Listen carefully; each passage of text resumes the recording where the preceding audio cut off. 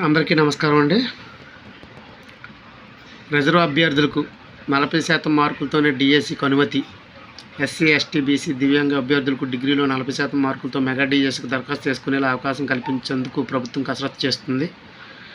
DSC notification general అభ్యర్థులు డిగ్రీలో 50%, SC, ST, BC అభ్యర్థులు 40% మార్కులు ఉండాలని నిబంధన పెట్టారు. కానీ గత ఏడాది నిర్వహించిన ఉపాధ్యాయ అర్హత పరీక్షలు మాత్రం ఎస్సీ, ఎస్టీ, బీసీ, దివ్యాంగ విద్యార్థులకు డిగ్రీలో 40% మార్కులు ఉన్న అనుమతించారు. బీఈడీ చేసేందుకు డిగ్రీలో 40% అర్హత మార్కులుగా ఉన్నాయి.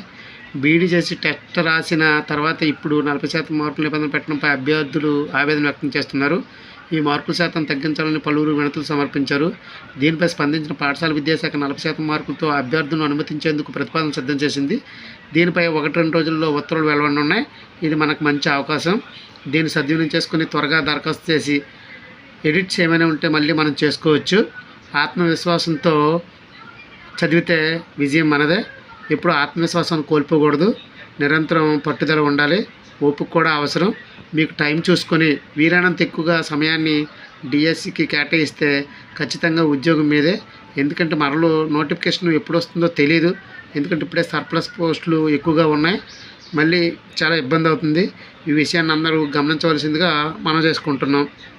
తర్వాత డిఎస్సికి చదివే ముందు ఖచ్చితంగా సిలబస్ని ఒక్కసారి మొత్తం పరిశీలించి మనం ఎక్కడ ఏ సెక్షన్లో వీక్గా ఉన్నామో చూసుకొని ఒకసారి బేరీ చేసుకొని ఒక్కొక్క దానికి ఒక ఎగ్జాంపుల్ ఇచ్చుకుంటూ వెళ్ళాలి.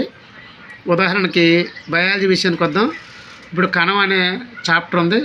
కణంలో రకాలు, అలాగే animal cell, plant cell. Plant సెల్కి ఎగ్జాంపుల్, యానిమల్ సెల్కి example. Plant cell, animal cell differences. ఈ రెండింటికి ఉదాహరణలు, పోలికలు, తేడాలు. తర్వాత గత సంవత్సరం ప్రీవియస్ ఇయర్లో ఏవైతే బిట్లు ఇచ్చాడో వాటిని కూడా క్షుణ్ణంగా పరిశీలించి వాటిని కూడా ఒకసారి చూసుకోవాలి. చాప్టర్ అయిపోయిన వెంటనే ఆ చాప్టర్ మీద ఉన్న ఇంటర్మీడియట్ వరకు గట్టిగా చదివితే కొంచెం ఎక్కువ మార్కులు స్కోర్ చేసేందుకు అవకాశం ఉంటుంది. అందుకని మనం ఒకసారి సిలబస్ను ఆమంతంగా చదవాలి. అది చాలామంది అభ్యర్థులు తప్పులు చేస్తుంటారు. ఖచ్చితంగా సిలబస్ చదివిన తర్వాత మాత్రమే మనకు ముందుకు వెళ్ళాలి. తర్వాత ఏమైనా డౌట్లు ఉంటే పెద్దవాళ్ళతో చర్చించవచ్చు. స్నేహితులతో కూడా చర్చిస్తే ఇంకా మంచిది. ఎందుకంటే నాలెడ్జ్ని షేర్ చేసుకోవడం వల్ల మంచి మార్కులు పొందేందుకు అవకాశం ఉంటుంది. All the very best. మీ అందరికీ డిఎస్సి రావాలని మనస్ఫూర్తిగా కోరుకుంటున్నాం. అలాగే మన ఛానల్ సబ్స్క్రైబ్ చేయండి. ఒకసారి అలాగే షేర్ చేయండి. అందరికీ చెప్పండి.